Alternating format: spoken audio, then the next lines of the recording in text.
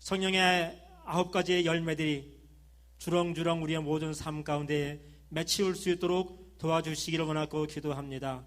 우리의 힘으로는 어찌할 수 없고 우리의 힘으로는 한 가지 열매도 맺을 수 없는 그런 존재임을 고백하면서 아버지 앞에 우리의 모든 삶을 의탁하오니 아버지 하나님, 가장 아름답고 선하고 주님이 기뻐하시는 영광스러운 길로 저희들을 인도하여 주시어서 우리의 삶과 더불어서 아버지 앞에 영광이 되어지고 주님 앞에 기쁨이 되어지는 그런 삶이 될 수 있도록 저희들 다시 한번 인도하여 주시옵소서.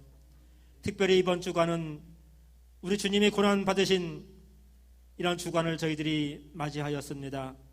아버지 하나님, 정말 주님께서 당하신 그 고난이 없었더라면은 저희들 어떠한 삶을 살고 있을지, 어느 죄악의 길에 서 있을지, 지금 어느 지옥의 그런 삶에서 살고 있을지 모를 그런 인생들임을 고백하면서 다시 한번 우리의 영원한 대제사장 되시는 그 예수님만을 깊이 묵상하고 깊이 생각하며 살아갈 수 있는 이 한 주간 되게 도와주시어서 주님, 저희들도 주님이 고난당하신 그 십자가의 고난에 동참해 나갈 수 있는 우리의 삶이 될 수 있도록 다시 한번 저희들을 인도하여 주시옵소서. 선녀님께서 우리의 심령과 우리의 마음 가운데 함께해 주시기를 원하고 기도합니다. 그래서 우리의 모든 것들이 죽어지고 다음 주에는 우리 주님의 그 부활하심에 우리도 함께 부활된 몸과 마음으로 동참할 수 있는 저희들의 심령이 되어지기를 원합니다. 주께서 우리의 연약한 모든 것들 주님 기억하시고 그렇게 고난과 부활에 동참할 수 있는 은총으로 충만하게 채워주시옵소서. 아버지 하나님, 참 여전히 이렇게 암울한 코로나 때문에 저희들 어려운 삶을 살고 있지만은 주님, 이번 고난과 부활을 맞이하면서 이 모든 것들이 다 함께 물러나는 아버지 놀라운 하나님의 역사가 있는 그런 시간들이 되어지기를 원합니다. 담대하게 우리 모두 주님 앞에서 주의 말씀을 부여잡고 나갈 수 있는 우리 삶이 되게 도와주시옵시고, 성령님 의지하여서 모든 것을 이기고 감당해 나가는 우리 모든 삶이 될 수 있도록 주님 저희들을 도와주시어서 아버지 하나님, 이 한 해에 그리고 우리의 모든 남은 생에 주어진 하나님의 귀한 사명들을 온전히 감당하여서 하나님의 기쁘시게 해드릴 수 있도록 저희들을 다시 한번 권고하시고 자비와 사랑의 손길로 저희들을 인도하여 주시옵소서. 우리의 모든 각자의 삶 가운데 함께해 주시어서 우리 각자의 삶이 다르고 아버지 그렇게 삶을 살고 있지만은 그런 모든 삶들이 모여지고 하나가 되어져서 아버지 앞에 영광 돌려나가는 우리의 모든 새함께 성도들 될 수 있도록 인도하시기를 원하고 기도합니다. 연약한 자들에게 힘을 더해주시고 병든 자에게 찾아가 주셔서 만져주시고 깨끗게 하여 주시고 소망이 없는 자에게 소망을 주시고 생명이 없는 자에게 생명을 허락하여 주시고 믿음이 없는 자에게 믿음을 더하여 주시어서 이번 기간을 통하여서 이번 주간을 통하여서 우리 모두 다 함께 새롭게 거듭나지고 살아나는 놀라운 역사가 있는 이 한 주간 될 수 있도록 주님 저희들을 인도하여 주시옵소서. 오늘 주어지는 귀한 말씀을 통하여서 아버지 그 말씀을 부여잡고 기도하면서 이 한 주간 우리 모든 삶을 승리해 나가는 귀한 말씀으로 주님께서 생명의 말씀으로 허락하여 주시옵소서. 모든 시간 함께 하시고 가정에서 예배드리는 모든 심령 가운데도 함께하여 주시어서 저들의 심령 가운데 터치하시고 만져주시고 새롭게 하여 주시어서 우리 모두 기쁜 마음으로 어디에 있든지 함께 아버지 하나님 서로가 통용하면서 교통하면서 아버지 하나님의 아름다운 사랑을 함께 소통하는 우리 모두 되도록 인도하여 주시옵소서. 모든 예배의 시정을 주님 앞에 의탁하고 감사하면서 예수님의 이름으로 기도하옵나이다. 아멘.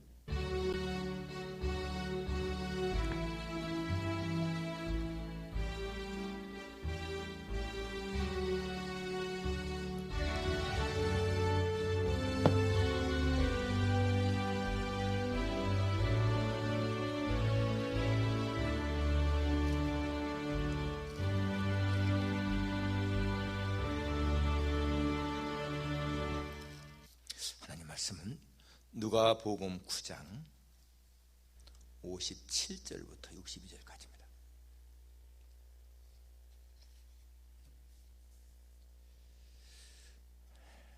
누가복음 9장 57절 109페이지가 되겠습니다. 신약성경.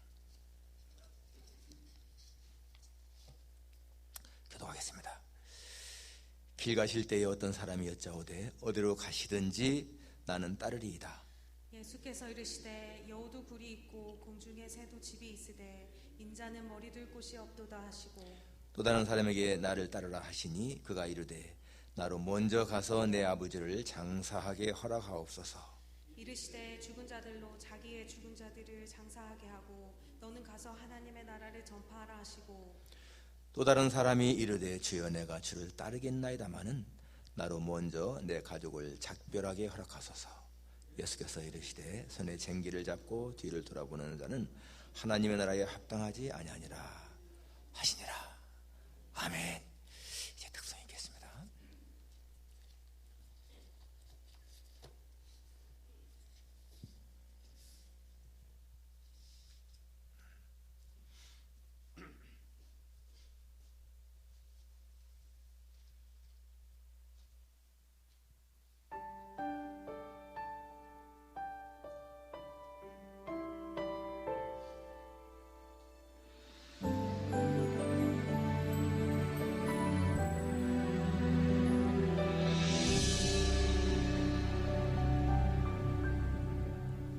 잊을 수 없네 하나님의 사랑 날 살리시려고 주신 생명 내 십자가 지고 오르신 갈보리 언덕 날 향한 사랑 때문에 우리 때문에 생명 주셨고 우리 때문에 고통 당하셨네 우리 때문에 갈보리 오르셨네 무지한 우리 때문에 보았네 피 묻은 십자가 날 구하시려고 흘린 사랑 나를 바라보시며 흘리신 용서의 눈물 날 향한 사랑 때문에 우리 때문에 생명 주셨고 우리 때문에 고통 당하셨네 우리 때문에 갈보리 오르셨네 무지한 우리 때문에 내가 살아야 할 이유 찾았네 나의 삶을 모두 주께 드리는 것 내가 날 위해 모든 것 주셨듯이 나의 삶을 주께 드리리 주 위해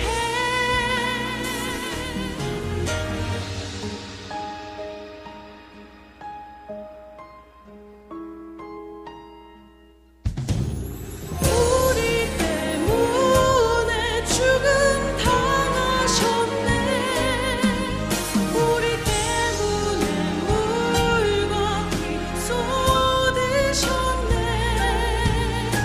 무지한 우리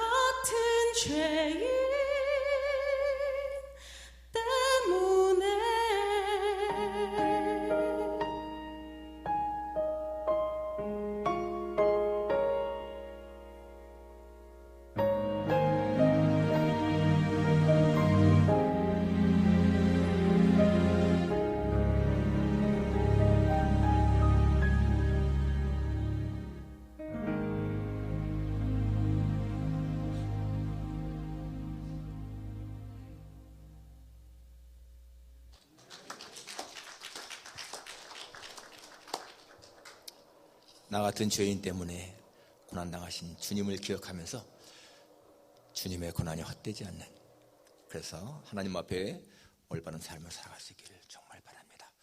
오늘 시간에 하나님의 나라에 합당한 자라는 제목입니다. 까를로 까테르라고 하는 이탈리아 사람이 있었는데, 그는 이탈리아 가톨릭 대학의 교수였습니다. 아주 인품도 좋고 강의를 잘해서 학생들이 굉장히 사랑하고 존경하는 그러한 교수였습니다. 그런데 이 까를로 교수가 어느 한 날 갑자기 사표를 내고는 사라졌습니다. 어디로 갔는지도 알지 못한 채 그냥 이렇게 사라졌는데, 나중에 기회가 올 때 보니까 사하라 사막에 있는 한 수도원에 들어가서 수도사가 됐다는 것입니다. 나중에 그분은 44살부터 54살까지 한 10년 동안을 그 사하라 사막에 있는 수도원에서 수도사로 살았는데, 거기에서 사막에서의 편지라고 하는 그러한 책을 써서 많은 사람들에게 감동을 주었어요. 근데 그분이 자기가 그 교수를 버리고 그렇게 수도원에 들어가게 된 이유를 말하는데, 자기가 있어야 할 자리가 그런 대학 교수의 자리가 아니라 그런 수도사의 자리였다, 그런 감동이 왔다라는 것입니다. 그래서 자기의 자리를 찾아갔다는 거예요. 자기의 자리. 그러면서 그런 책에서 하는 말이, 사람에게 가장 적합한 자리는 예수님이 자기를 보내신 자리, 즉 맨 마지막 자리인데, 거기는 맨 마지막 자리이기 때문에 가장 아름다운 자리다, 그런 말을 했습니다. 내가 어디에 있어야 할 것인가? 바로 예수님이 있으라고 하는 그 자리가 가장 좋은 자리인데, 아랫자리라는 거예요. 아랫자리. 그는 사람들에게 인정받고 존경받는 그런 교수의 자리에서 그냥 정말 이렇게 수련하면서 수도하는 그러한 자리였는데, 나중에 그는 54세에 귀국해서 이 기도 묵상 그런 센터를 건립을 했고요. 그래서 영성 운동에 많은 기여를 했습니다. 10년 동안의 그 훈련이 그로 하여금 더 큰 일을 하게 했다는 거예요. 여러분, 사람은요, 자기의 자리를 찾는 것이 정말 중요합니다. 내가 있어야 할 자리에 바르게 있는 거, 그것이 중요하다는 것이죠. 하나님은 각 시대마다 그 때에 맞는 그런 사람을 세우셨습니다. 이스라엘 백성들이 애굽에서 종살이 할 때, 노예 생활을 할 때 하나님은 모세라고 하는 그 80세 된 노인을 보내서 그들을 구원하게 하지 않습니까? 그리고 40년 동안 광야에서 이스라엘 백성들을 돌보게 합니다.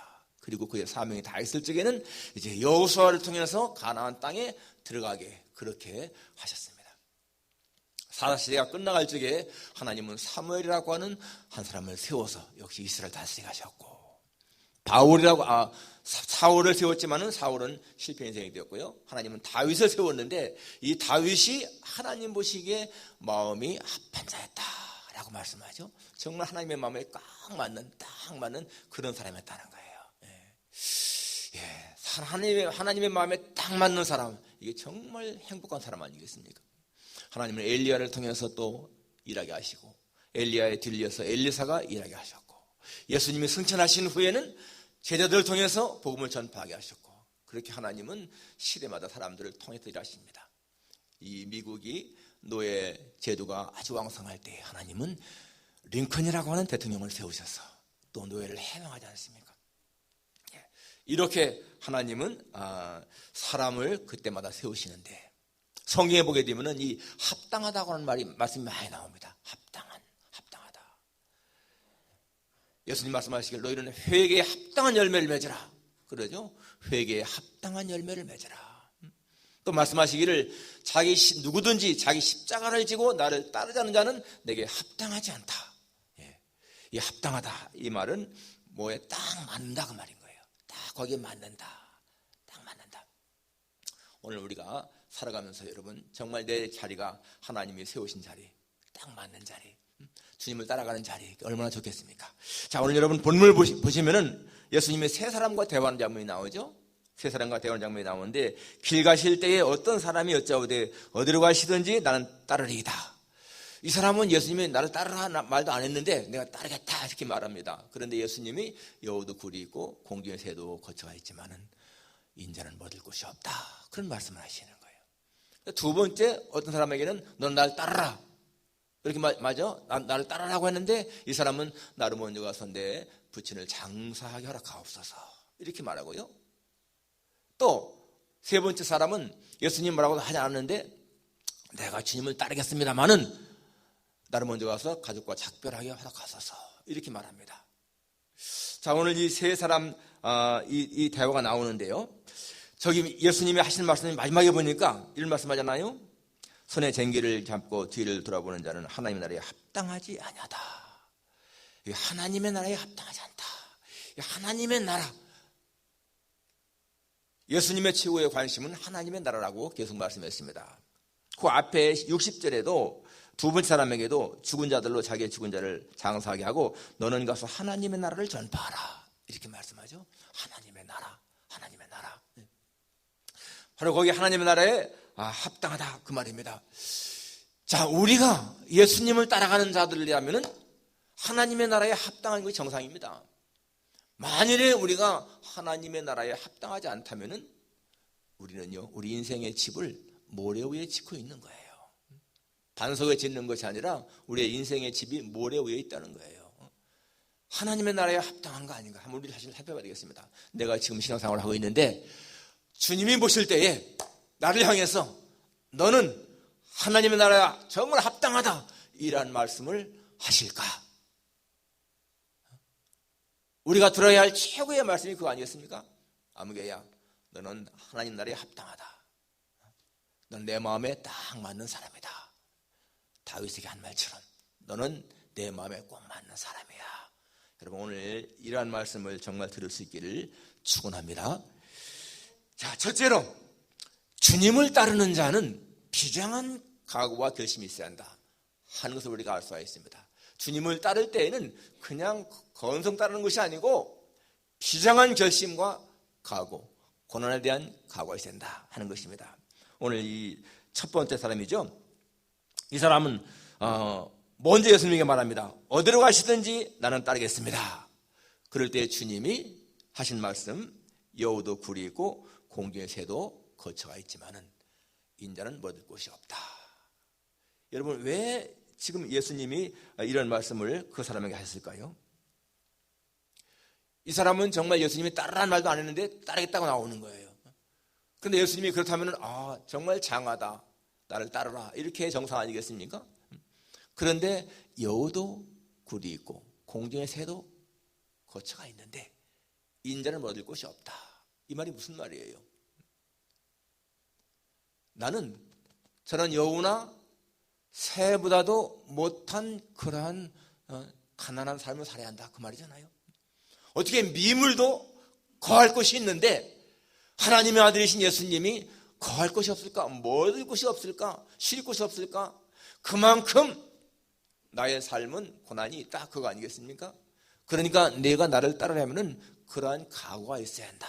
그런데요 이 사람은 지금 예수님을 따르려고 하는데 그저 지금까지 자기가 보아온 예수님 이 사람은 누군가 하면은 마태복음 8장에 보게 되면 서기관이라고 나옵니다. 서기관 여기서는 이름이 안 나오지만 서기관이 누구예요? 율법사, 교법사, 성경을 필사하는 사람들을, 성경을 가르치는 사람들, 성경에 능통한 사람들을 가르치고 있습니다. 그러니까 이 사람이 예수님을 따라다니다 보니까 예수님은 기적을 행하시고 오병이를 행해서 많은 사람을 먹이시고 병을 고치시고 귀를 쫓아내시고 그러한 능력을 행하시는 거예요. 그러니까 내가 예수님을 따라다닌다면 굉장히 편안하겠다. 먹을 걱정도 하지 않고 잘 살 수 있겠다. 그런 마음이 이 사람에게는 들었다는 거예요.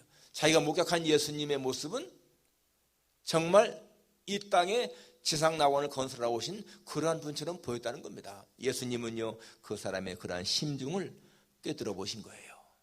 그래서 내가 지금 나를 따르려고 하는 그 의도는 순수한 것이 아니고 나와 함께 정말 고난을 당할 그런 것이 아니고 그냥 쉽게 살아가려고 하는 easy going 하는 그런 태도다 하는 것을 주님이 지금 지적하신 겁니다. 정말 주님은 여러분 그 당시에 와서 로마를 로마에서 이스라엘을 해방시키시는 지상낙원을 건설하기 위한 그런 것이 아니잖아요. 예수님의 하시는 일은 영적으로 보게 되면 영광스러운 일이지만은 세상적인 시각으로 볼 적에는 조롱을 당하고 멸시를 당하고 고난을 당하는 그러한 모습 아니겠습니까? 그런데 이 사람은 지금은 그러한 것을 생각하지 않고 정말 예수님의 평안한 것만 보았다는 것입니다. 여러분, 우리가 예수님을 따르는 자들로서 기억해야 할 것은 내가 예수님을 따르기 위해서는 내가 잃어야 할 것이 많다라는 것입니다. 버려야 할 것이 많다. 여러분, 우리가 예수님을 따르면서 내가 무엇을 버려야 할까 한번 생각해 보았습니까? 사도 바울 보십시오. 사도 바울은 예수님을 따르면서 이전에 좋던 모든 것들을 다 분토와 같이 버렸다고 그렇게 말하고 있습니다.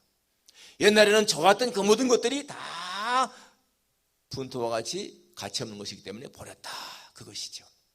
우리도 주님을 따르려면 그러한 것이 있다는 것입니다. 그런데 사도 바울은 그렇게 모든 걸 다 버렸지만은 예수님을 따르면서 얻는 기쁨이 버린 그런 것보다 훨씬 더 자기를 기쁘게 했다, 그렇게 고백합니다. 그러니까 정말 예수님을 따르는 사람이 진리를 발견하는 것을 깨달을 수가 있습니다. 내가 버린 모든 것들이 예수님 때문에 얻는 그것에 비하면 아무것도 아니다, 그것입니다. 여러분, 정말 우리도 마찬가지예요. 내가 주님을 따르면서 내가 버려야 할 것이 무엇인가? 여러분, 안일한 삶, 평안한 삶, 그것을 우리가 버릴 수 있어야 되는 거예요. 예수님 앞에 이렇게 주일마다 예배자 나오는 것이 때로는 귀찮을 수 있잖아요. 또 우리가 시간 정해놓고 기도하는 거, 하나님 말씀 읽는 거, 그래 번거로울 수 있습니다. 그런 거 하지 않고 그냥 사는 게 편한 거예요. 여러분, 수요일날 온라인으로 예배드릴 적에 어떠한 자세로 예배드립니까? 집에서 그저 정말 평안하게 그냥 티셔츠 입고 반바지 입고 예배드려요? 잠옷바람에? 하나님 앞에 예배드릴 적에는 언제나 신전의식이 있어야 돼. 내가 지금 하나님 앞에 있다. 그러면은요, 정말 우리는 몸도 의복도 단정하게 하고 예배를 드려야지, 그냥 평소에 입는 옷 그대로 예배드리는 그런 자세는 옳은 것이 아닌 거예요. 안일한 거, 평안한 거 좋은 것 같지만요, 우리가 하나님 앞에 지켜야 할 예의는 지키는 게 굉장히 중요한 것이죠. 우리가 고난 없이 예수님을 따르겠다고 하는 그러한 생각 버려야 되는 거예요. 세속적인 영광, 세속적인 어떤 좋은 것, 예수님 앞에 마귀가 요구한 게 그거잖아요. 내게 엎드려 절하면 이거 다 너게 주겠다. 우리는 세속적인 영광, 쾌락, 그런 것도 포기할 수 있는 마음, 내가 십자가를 지지 않고 예수님을 따르겠다고 하는 그러한 생각, 그런 걸 우리가 버릴 수 있어야 된다는 거예요. 그것이 바로 우리가 예수님을 따라가는 자의 모습인 것입니다. 사도 바울은 제자에게, 디모데에게 너는 복음과 함께 고난을 받으라 그랬습니다. 여러분, 복음과 함께 늘 기쁨을 누려야 해야 되는데 복음과 함께 고난을 받으라는 거예요. 우리가 이 복음을 따라갈 적에는 반드시 그러한 고난이 있다는 것입니다. 시편 34편에 보게 되면 의인은 고난이 많으나 여호와께서 그 모든 고난에서 건지시리로다. 의인은 여러분 고난을 안 받는 것이 아니라는 거예요. 고난이 많다는 거예요. 그러지만은 하나님은 그러한 것 가운데서 건진다, 그 말입니다. 우리는요, 값싼 하나님의 은혜를 추구해서는 우리의 신앙이 발전할 수가 없어요. 값싼 은혜가 뭐예요? 여러분, 우리는요, 하나님 앞에 거저받았어. 구원을 거저받았습니다. 진짜 값없이 받은 거 아니겠습니까? 그러지만은 하나님 편에서 볼 적에는요, 값비싼 대가를 치르고 주신 은혜인 것입니다. 당신의 독생자 예수님을 십자가에 죽게 하시고 우리에게 주신 은혜 아니겠습니까? 우리 편에서 볼 적에는 값없이 받은 것이지만 하나님 편에서 볼 적에는요, 값비싼 은혜인 거예요. 그렇기 때문에 우리는요, 은혜를 귀하게 여길 줄 알아야 돼. 그런데 오늘 이 사람은 그냥 값싼 하나님의 은혜를 구했다는 겁니다. 아무런 고난 없이 그냥 주님을 따르겠다라고 하는 그러한 마음으로 주님을 따르겠다, 이렇게 했다는 거예요. 그래서 주님이 그렇게 말씀하신 것이죠. 고난을 각오해야 된다, 그렇게 말씀하신 것이라는 것입니다.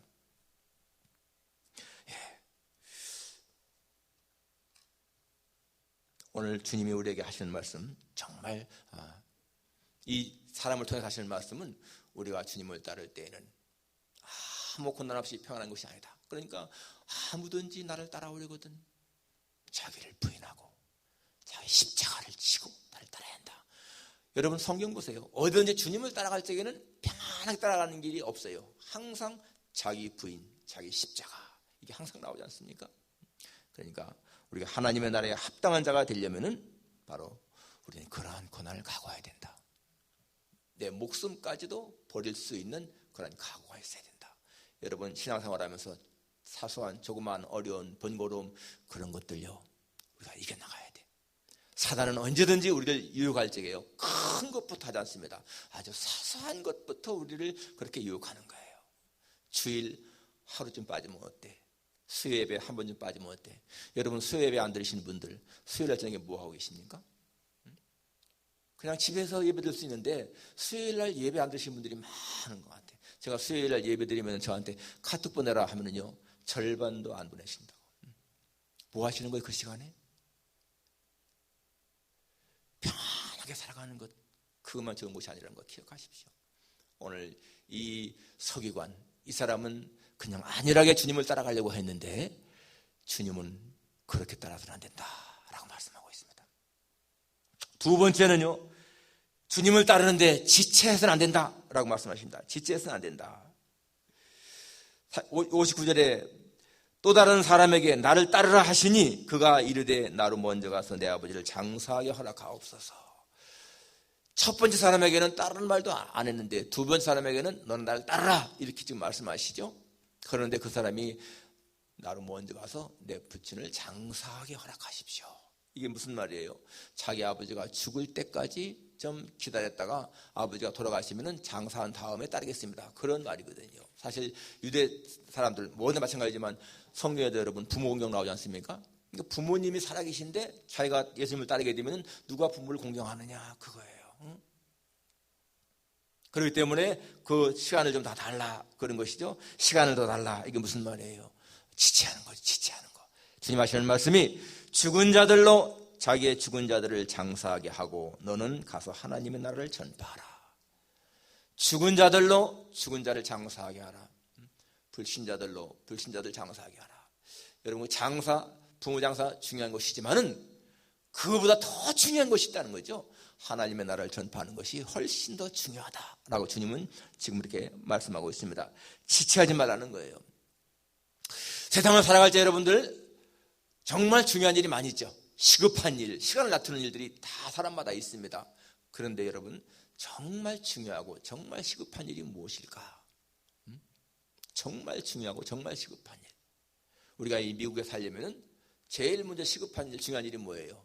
일단 신분 문제를 해결하는 게 제일 중요한 거 아니겠습니까? 그렇죠? 신분 문제를 해결하는 게 제일 중요한 일인 거예요. 미국에 살려면은 내 이름이 이민국에 등록이 되어서 생활하는데 지장받지 않는 게 중요한 것입니다. 여러분 이 세상을 살아가는 모든 사람들에게 가장 중요한 일이 뭐겠어요? 정말 시급한 일, 가장 중요한 일, 자신들의 이름이 하늘나라에 기록되는 거 아니겠습니까? 하나님의 나라에 내 이름이 기록되는 것만큼 시급한 일이 없어요. 예수님이 70명 제자를 파송하고 그들이 돌아왔을 적에 그들은 기뻐하면서 주여 주여 주의 이름으로 귀신들도 우리에게 항복하다이다 그렇게 말했습니다. 예수님이 내가 사단이 번개 떠는 것을 보았다 하시면서 그러나 귀신들이 너희에게 항복하는 것으로 기뻐하지 말고 너의 이름이 하늘에 기록된 것으로 기뻐하라 그랬습니다. 정말 우리가 기뻐해야 할 것이 뭐예요? 내 이름이 하늘에 기록된 것, 내 이름이 생명책에 기록된 것, 여러분 그것만큼 기쁜 일이 없다는 거예요. 그것을 해결하지 않고 우리가 이 땅에서 어떻게 산다 할지라도 그것은 다 헛된 삶인 거, 헛된 삶. 여러분 정말 내 이름이 하늘나라에 기록되어 있는가? 그런 확신이 없으면은요, 그건 지금도 여러분은 모래 위에 집을 짓고 있는 거예요. 성경은 분명히 말씀합니다. 영접하는 자, 곧 그 이름을 믿는 자들에게는 하나님의 자녀가 되는 권세를 주셨다. 하나님의 자녀가 되는 권세를 갖지 않고 살아가는 인생은 헛된 인생을 살아간단 말이에요. 그러니까 여러분 하나님의 나라에 내 이름이 있는 것만큼 중요한 것이 없죠. 허버트 로커라고 하는 사람은 죽음 앞에서 만난 마지막 말이라고 하는 책을 썼는데요. 죽음 앞에서 만난 마지막 말, 사람들의 죽기 직전에 그 사람들의 행동, 말을 보게 되면은 그 사람이 천국에 갔는지 지옥에 갔는지 금방 판명된다라고 말을 했습니다. 그 사람이 쓴 그 책에 보게 되면 청교도 신학자인 존 오웬이라고 하는 그 신학자, 하나님을 잘 믿는 사람이죠. 그는 죽을 적에 평안한 표정으로 이렇게 말했습니다. 나는 영원한 사랑으로 나를 사랑했던 분에게로 돌아간다. 죽음의 자리에서 영원한 사랑으로 나를 사랑했던 분에게 나는 돌아간다. D.L. 무디 같은 그런 분도 마지막에 땅은 물러가고 하늘이 내게 열린다. 내가 하나님이 나를 부르시는 것을 느끼노라. 하나님이 자기를 부른다는 거예요. 다 천국에 갈 사람들은 그렇게 마지막 모습이 평안하고 소망찬 말을 합니다. 모두가 다. 그런데 무신론자들, 불신자들, 아주 세상에 유명했던 토마스 홉즈라든지 볼테르라든지 세상에 이름을 떨쳤던 그러한 사람들 마지막 죽은 모습 보게 되면은 전부 다가 다 어둠 속에 들어가는 그런 불안, 두려움 떨면서 나는 이제 어둠 속으로 들어간다. 나에게는 소망이 없다. 그런 말들하고 되게 죽습니다.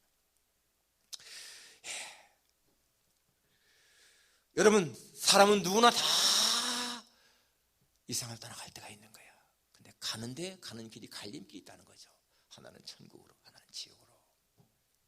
저번에 어떤 분이 보낸 그 월간지 보니까요, 우리 한국 분이 쓴 건데, 부부가 그냥 저녁에 토닥토닥 그렇게 다퉜다는 거예요. 다퉜는데 아침에 일어나보니까 남편이 곁에 옆에 없어. 나가보니까요, 그 고라지 안에 목매인 채 죽어있더라는 거예요. 얼마나 허망하겠습니까? 그저 자기 생각에는 사소하게 다툰 것 같은데 그렇게 남편은 상처받고 가서 자살했다는 거예요. 여러분, 사람이요 그렇게 나약한 존재인 거예요. 얼마나 참 마음이 아픈 일입니까? 그런데요, 이 땅에서 그렇게 일찍 죽는 거는 큰 문제가 아닌 거야. 그런데 죽은 다음에 어디로 가느냐? 이게 정말 중요한 거 아니겠어요? 죽은 다음에 가는 길이 반드시 나뉜다는 거 우리가 기억해야 됩니다. 그렇기 때문에 우리는 사람들로 하여금 그렇게 천국 가도록 인도하는 것이 중요하다는 거예요. 세상을 살아가면서 우리는 우선순위가 있어야 됩니다. 우선순위, 그것이 뭐예요? 우선순위, 너희는 먼저 그의 나라와 그의 의를 구하라. 그리하면 이 모든 것을 너에게 더하시리라. 우선순위, 하나님의 나라, 하나님의 의를 구하는 것이 첫 번째라는 것입니다. 여러분, 정말 제가 여러분들에게 강조하는데요, 세상에 살아가면서 제일 우선할 것이요, 예배예요. 예배를 우선하는 인생은요, 하나님이 반드시 잘 되게 하십니다. 제가 지금까지 살아가면서 경험한 것이고 확신하는 것입니다. 예배를 소홀히 하는 사람이 잘 될 수가 절대로 없습니다. 그가 구원받은 사람이라면 예배를 소홀히 하는 사람이요 잘 될 수가 절대로 없어요. 예배를 소중히 여기는 사람은 하나님을 소중히 여기는 사람이거든요. 나를 존중하는 자를 내가 존중히 여기고 나를 멸시하는 자를 내가 경멸하겠다 하셨습니다. 정말 예배의 최우선을 두는 거예요. 무슨 일이든지 교회의 이 예배 시간은 내가 빠지지 않겠다. 그것이 여러분 당장 여러분 눈앞에 어떠한 것이 보이지 않는다 할지라도 그렇게 하세요. 그것이 여러분 자신과 여러분의 후손이 잘 되는 길입니다. 그리고 영혼 구원에 관심 갖는 거 중요한 거예요. 내 주변에 가까운 사람 가운데서 예수님 모르는 사람이 있으면 어떻게든지 그 사람을 주께로 인도하려고 하는 그런 마음 갖는 거 중요한 것입니다. 그러한 사람들은요, 삶의 질서가 세워지고 삶이 부유해지는 거예요. 왜? 하나님의 마음이 맞으니까, 하나님 마음에 합한 사람이니까 하나님은 그러한 사람에게 은혜를 베푸신다는 거죠. 마지막 세 번째, 주님 따르는 길에서는 마음이 나뉘어서는 안 된다, 그것입니다. 61절에 또 다른 사람이 이르되 주여 내가 주를 따르겠나이다마는 나로 먼저 내 가족을 작별하게 허락하소서. 이 사람은 내가 주님을 따르겠습니다. 그런데 내가 가서 가족에게 작별 인사 좀 하게 허락하십시오. 그러면요, 그래 가서 하고 와라 이러면 될 거 아니겠어요? 그런데 예수님 말씀이 뭐라고 했습니까? 손에 쟁기를 잡고 뒤를 돌아보는 자는 하나님의 나라에 합당하지 않다, 이렇게 말씀하십니다. 그러니까 가족에게 작별 인사하라 하는 것이 무슨 뜻이라는 거예요? 쟁기를 잡고 밭을 갈다가 뒤를 돌아보는 것과 똑같다는 거예요. 왜 그럴까요? 왜? 이건 벌써 마음이 나뉘어 있다는 겁니다. 마음이. 야고보서 1장 6절 8절에 보게 되면 의심하는 자는 마치 바람에 밀려 요동하는 바닷물 같으니 이런 사람은 무엇이든지 주께 얻기를 생각하지 말라. 두 마음을 품어 모든 일에 정함이 없는 자로다. 두 마음을 품어서 모든 일에 정함이 없다. 흔들린다는 거예요. 흔들린다. 한 마음을 가지고 딱 앞으로만 나가야 되는데 두 마음을 품었다는 겁니다. 여러분, 민수기 11장에 보게 되면 이스라엘 백성들이 이렇게 말하죠. 우리가 애굽에 있을 적에는 값없이 수박, 왜, 참이, 무슨 파, 마늘, 부추 마음껏 먹었는데 지금은 그런 거 먹지 못하고 이 만나밖에 없구나. 그렇게 탄식했죠. 여러분, 그들이 애굽에 있을 적에 잘 살았나요? 노예로 살았잖아요. 노예로. 그리고 값없이 먹었나요? 죽도록 일해가면서 겨우 먹었지 않습니까? 그런데 과거를 동경하는 거야. 그때가 좋았다고. 하나님이 얼마나 노하셨습니까? 그래서 아주 실컷 매출하게 보내서 고기 먹게 하다가 한 달쯤 지난 후에 진노하셔서 그들을 멸망시키지 않습니까? 하나님 편에서 볼 적에 얼마나 괘씸했겠어요. 그렇게 400년 이상을 갖다가 종살하면서 하나님 앞에 부르짖었잖아요. 우리들 좀 구해달라고. 그래서 하나님이 모세를 통해서 구해내셨는데, 그런데 그때가 좋다고 과거로 돌아가려고 하니까요, 얼마나 하나님이 노하셨습니까? 마음이 나뉜 거야. 분명히 하나님은 내가 너희를 젖과 꿀이 흐르는 가나안 땅으로 인도하겠다 약속했지 않습니까? 그러면 앞을 향해서만 나가야 되는데 그 사람들은 옛날에 살았던 종살이 했던 과거를 좋다고 하면서 가겠다고 그렇게 했습니다. 그래서 결국 하나님의 진노가 임한 거 아니겠어요? 마음이 나뉜 거잖아요. 앞으로 가나안으로 가야 되는데 뒤로 가려고 하는 거. 마음이 나뉜 거예요.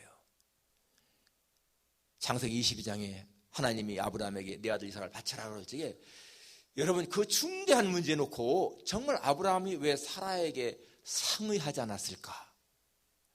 적어도 자기 아내에게는 상의할 수 있잖아요. 여보, 하나님이 나에게 이 아들 이삭을 제물로 바치래. 내가 내일 데리고 가서 바쳐야 되겠어. 그래서 상의가 돼야 될 거 아니에요.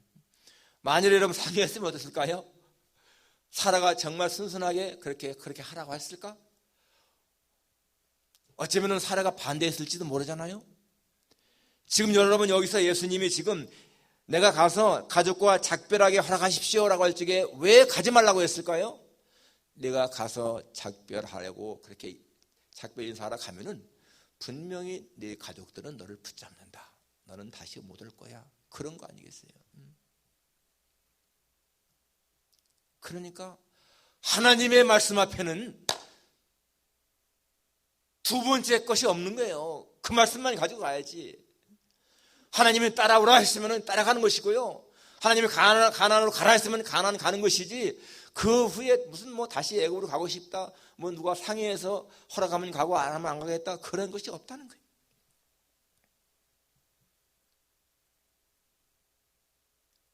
제가 처음에 신학교 갈 적에는 갈 마음이 딱 들었을 적에 사실 신학교요, 등록하기 전에 제 아내하고 상의한 적 없습니다. 제가 먼저 그냥 신학교에 등록해 놓고 그 다음에 여보 나 신학교 등록해서 이래 했죠. 그건 상의할 일이 아니더라고요. 하나님이 내 마음에 딱 감동을 주어서 그렇게 소명 부르시면은 그것은 상의할 일이 아니더라고. 정말 우리는 여러분 부부간에 상의할 일이 있고 상의하지 않아야 할 일이 있는 거예요. 하나님의 어떤 말씀 앞에는요 그냥 진행하는 거야. 아브라함처럼. 정말 사라가 여러분 울고 불고 하면서 매달렸으면 어떻게 하겠어?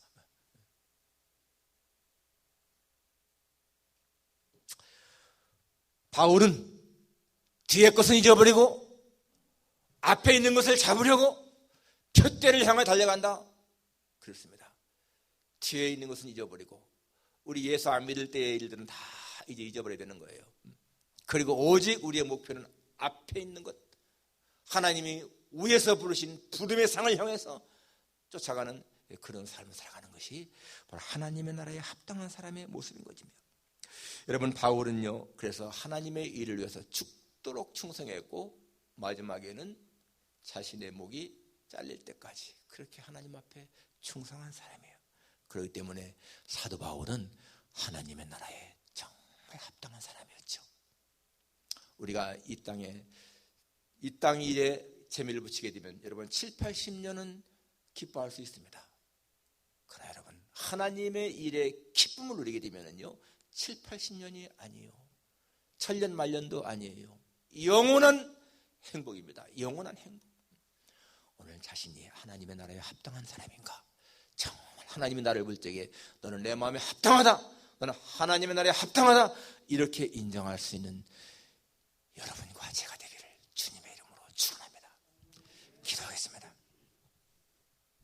거룩하신 아버지 하나님, 우리는 하나님의 나라에 합당한 자로 살아야 할 줄 믿습니다. 오늘 주님께서 세 사람에게 하신 말씀 기억합니다. 아버지 하나님이여, 주님을 따를 적에는 정말 비장한 각오와 결심이 있어야 되고, 아버지 하나님 평안하게 따르려고 하는 그런 마음 갈증할 줄 믿습니다.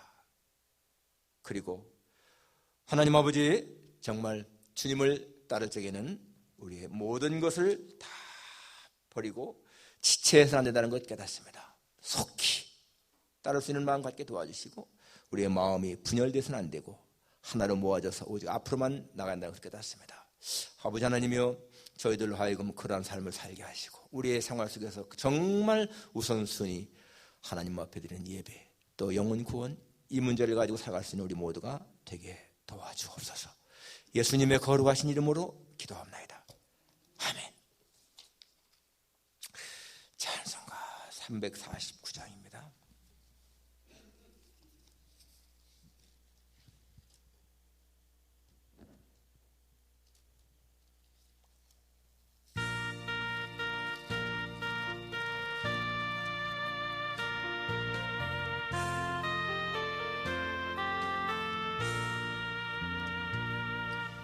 나는 예수 걸어가는 십자가 둔 사람, 주 이름 증언하기를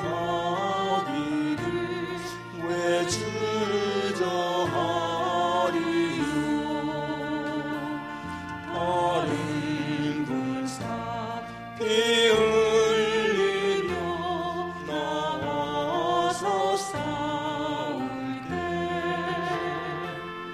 나 혼자 편히 앉아서 바라만 보리요. 다른 사람 어찌든지 나 주님의 용사되리.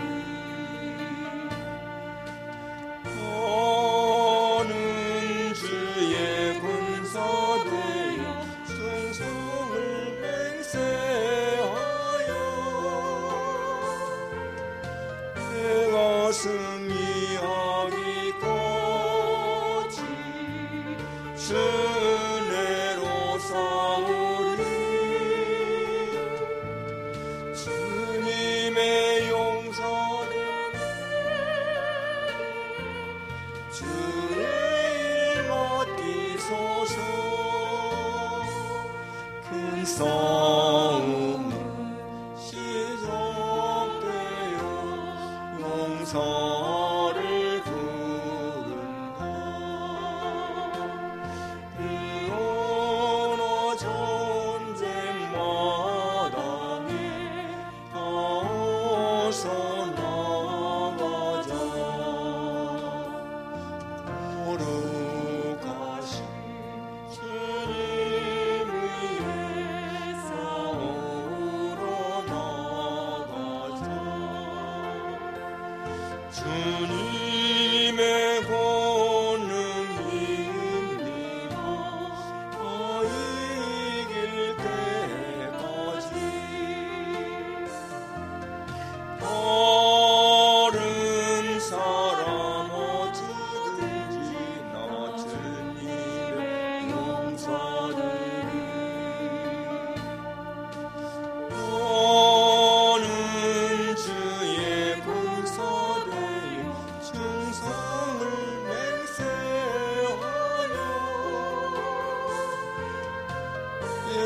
승리하기까지 주내로 싸우리. 주님의 용서된 내게 주의 일 맡기소서. 그 승리의 영광 위에 싸워야 하리라. 주 말씀 너의 힘되니 얻을 것 없도다. 모든 싸움 이긴 후에 그날이 이르리라. 승전과 높이 부르며 영광 누리니. 다른 사람 어찌든지 나 주님의 용사되리. 나는 주의 군사되어 충성을 맹세하여 내가 승리하기까지 주내로 싸우리. 주님의 용사된 주의 일 맡기소서.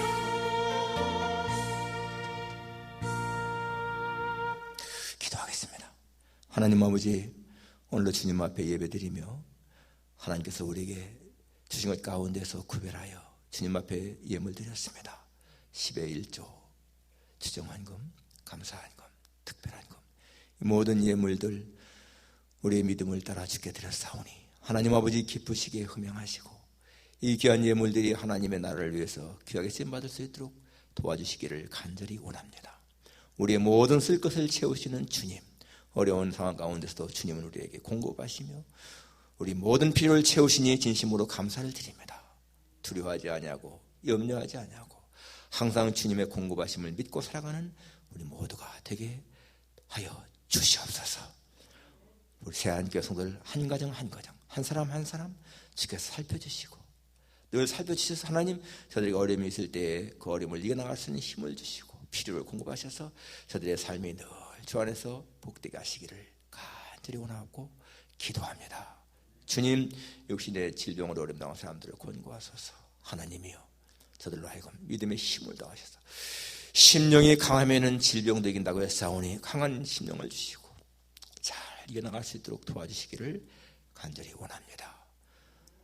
이번 한 주간을 지내면서 주님의 고난을 기억할 수 있게 하시고 주님 정말 주님의 고난에 동참할 수 있게 하시고 다음 주일 부활절도 우리가 기쁜 마음으로 정말 소망 가운데 맞이할 수 있도록 은혜 입혀 주옵소서. 예수님의 거룩하신 이름으로 기도하옵나이다. 아멘.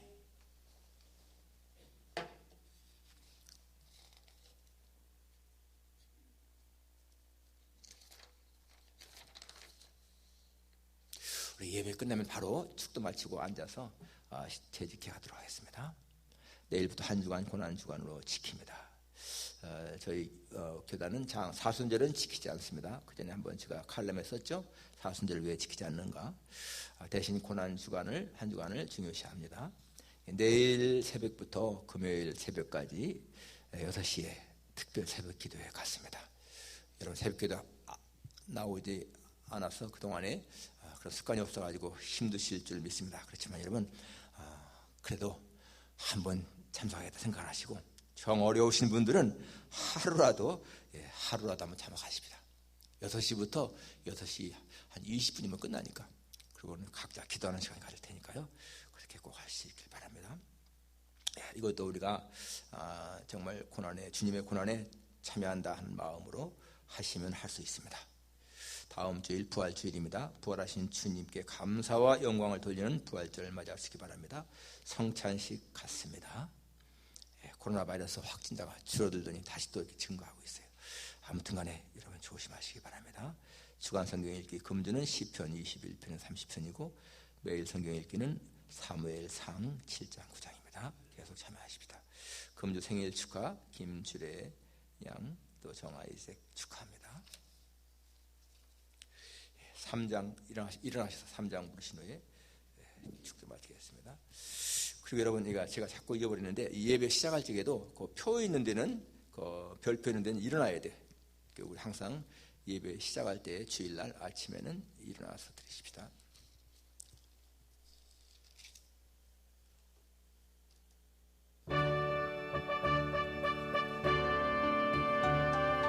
성부 성자와 성령 찬송과 영광 돌려보내세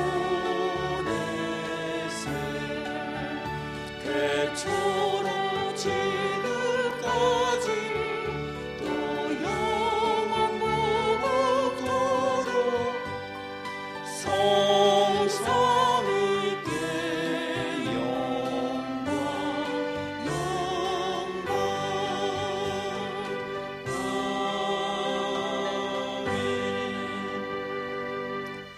우리 구주 예수 그리스도의 무한하신 은혜와 하나님의 크신 사랑과 성령님의 위로하시며 교통하심이 하나님의 나라에 합당한 자로 살기를 마음에 다짐하고 그 길로 진력하기를 다짐하는 여기 모인 모든 종들 위해 오늘도 온라인 예배드리는 하나님의 자녀들 위해 그리고 이 필라델피아 지역에 있는 하나님의 택한 백성들 위해 이제부터 영원까지 함께 있을지어다.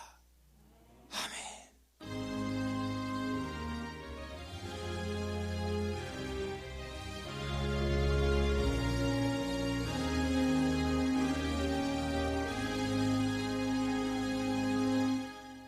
자리에 앉으시기 바랍니다.